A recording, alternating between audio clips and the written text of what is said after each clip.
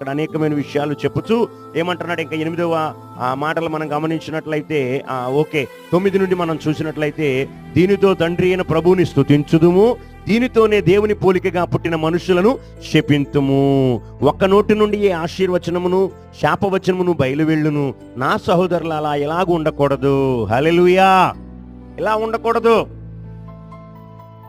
ఈ నోటి నుండే, ఈ నాలుక నుండే, ఈ పెదవుల నుండే దేవుని స్తుతిస్తున్నావు, దేవుని ఆరాధిస్తున్నావు, దేవుని గణపరుస్తున్నావు, దేవుని హెచ్చిస్తున్నావు. మళ్ళీ ఇదే నోటితో నీ తోటి సహోదరుని నువ్వేం చేస్తున్నావు? శపించటం, దూషించటం, ద్వేషించటం, శాపనార్థాలు పెడతాం, కీడు కోరుకోవటం.